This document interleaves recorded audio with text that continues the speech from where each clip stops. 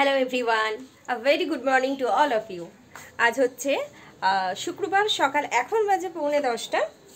আজকের ব্লগটা মোটামুটি একটা কম্প্যাক্ট ব্লগ হতে চলেছে। চলুন তাড়াতাড়ি করে ব্লগটা শুরু করছি। আজকে অনেকগুলো প্ল্যানস আছে, রোদ গরম যাই থাকুক না কেন আজকে প্ল্যানসগুলো সাকসেসফুলি করতে হবে, কারণ কাল থেকে আবার একটু আমরা থাকবো না, সেই কারণে।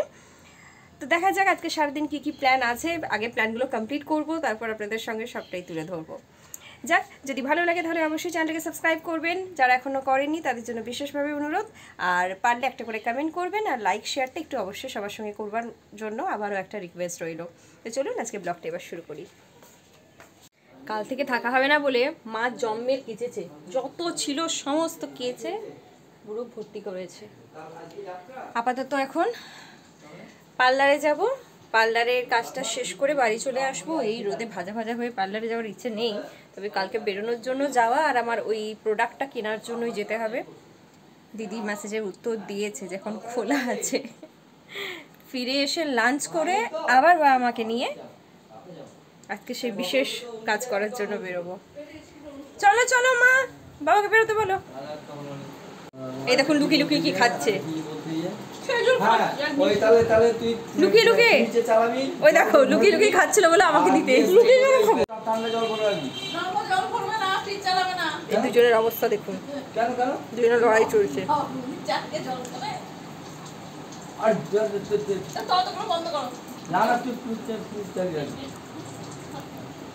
সবকিছুই চালিয়ে রাখবে, জেনারেটরটাও চালিয়ে রাখবে।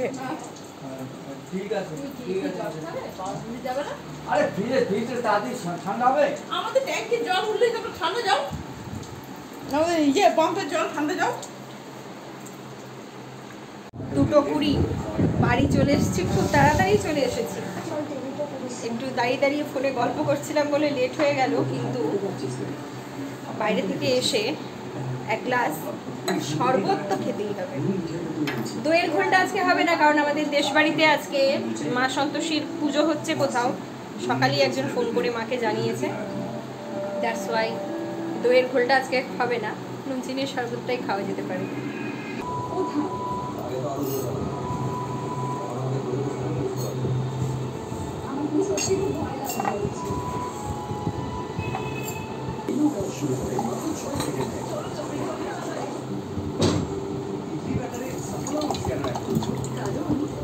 এটা আমার জন্য আর একটা বাবার জন্য। ছোট থেকেই একটা কথা না খুব শুনেছি, মরবার সময় গঙ্গাদিকে পা। ঠিক আজকে সেটাই মনে হচ্ছে। কালকে বেরোনোর আছে, তাই আজকে যত রাজ্যের পেন্ডিং কাজকর্মগুলো শুরু করেছি। নো, নিজের মতো বসে খাবে না, খেতে কখন খাবে? চারদিকে জলটা পেল না তোমার মেয়ের মতো। তুমি সবসময় আমার নামে কমপ্লেন কেন করো গো?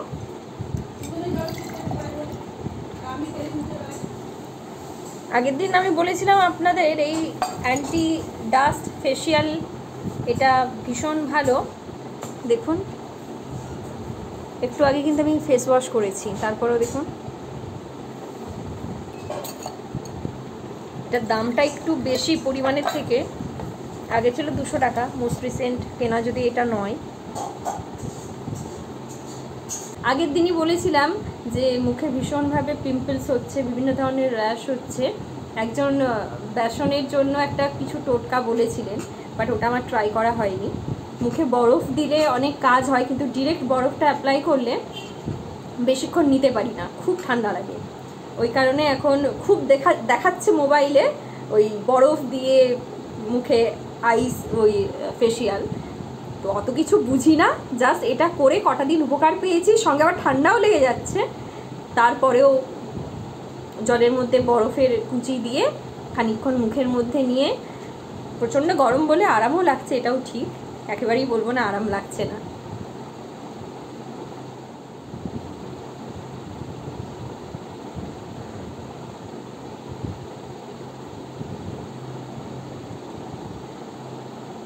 সাড়ে 3টে এখন, আধ ঘন্টা আমার জন্য লেট হয়েছে, যেহেতু আমি একটু ফেসিয়াল করছিলাম। ফ্র্যাঙ্কলি স্পিকিং আজকে যা যা মেনু আছে দূর থেকে দেখুন, তারপর সামনে থেকে বলছি কি কি আছে, কোনটা ছেড়ে কোনটা খাবো আর কোনটা দিয়েই বা খাবো। খাবারটা মনে হয় ভাত শেষ হয়ে যাবে, তরকারি শেষ হবে না। এবারে রিপিটেডলি কলমি শাক খাওয়া হচ্ছে।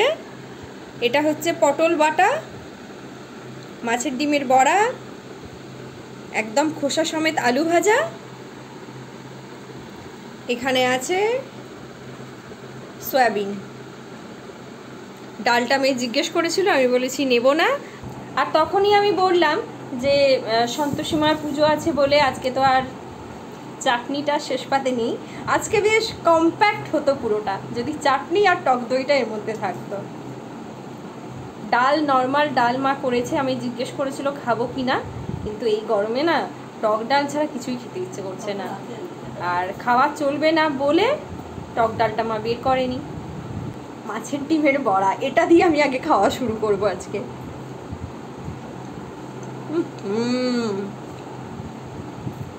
আজকে মুড়ি গুঁড়ো দিয়েছো, আজকে বাইন্ডিং এর জন্য মা মুড়ি গুঁড়ো ইউজ করেছে। আচ্ছা, মিক্সিতে মুড়িটা গুঁড়ো করে নিয়েছে, দারুণ হয়েছে, দারুণ।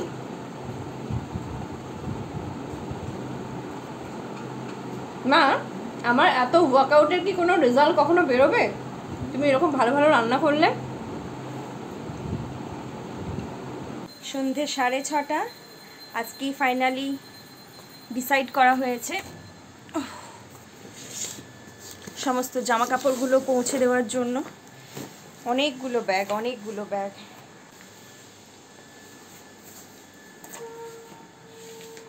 মা আর কোথায় বলো তো?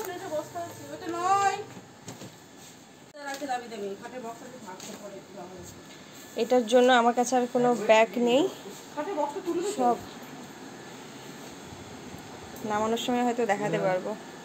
একদিন এই দিনটায় আসতো, বাট পরশুদিন থেকেই ভেবেছিলাম যাওয়া হবে, তো পরশুদিন যেখানে যাওয়ার কথা উনি ওখানে থাকবেন না বলে যাওয়া হয়নি। আজকে ওই কারণে বলেছিলাম, কাল বৃহস্পতিবার ছিল বলে কালকে দেবো না ভেবেছিলাম, তো আজকেও সারাদিন মাথায় ছিলই না, বাট এখন একটু অবশ্যই খারাপ লাগছে।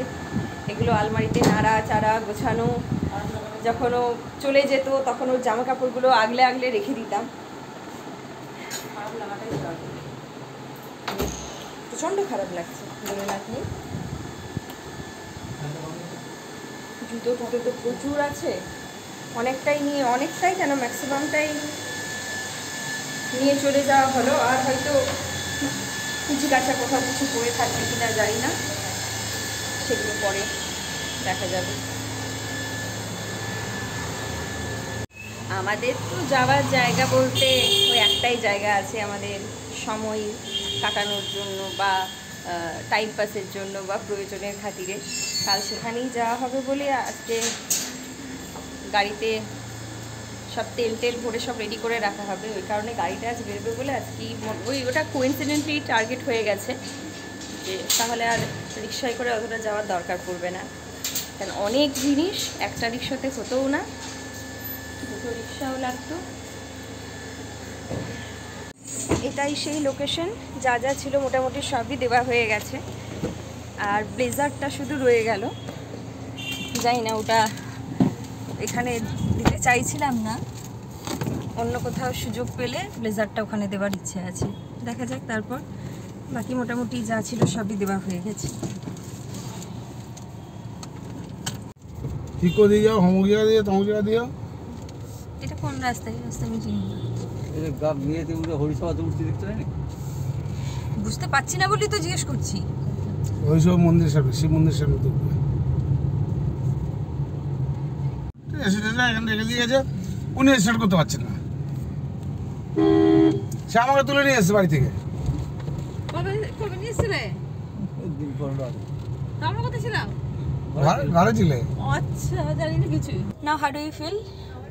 মনটা খারাপ লাগছে। কবে থেকে জামা কাপড়গুলো নিয়ে বলেছিলে বলো তো? বলেছিলাম বলেই খারাপ লাগছে।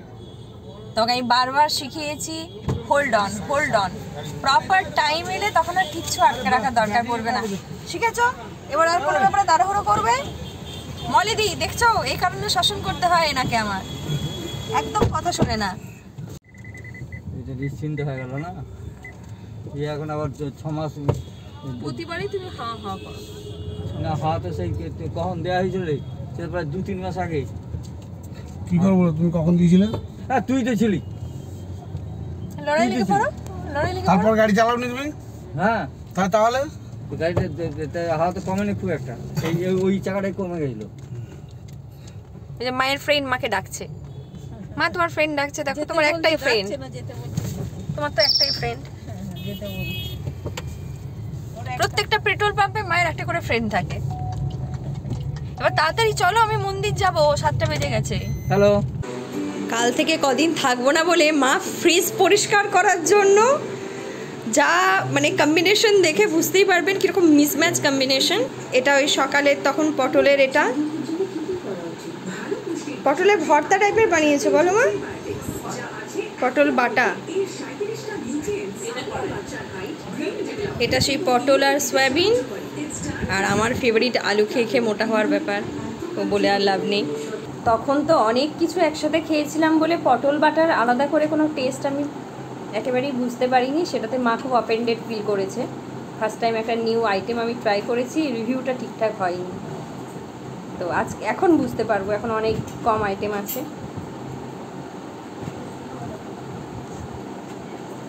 এটা কিন্তু পটলের খোসা বাটা না, পটল বাটা।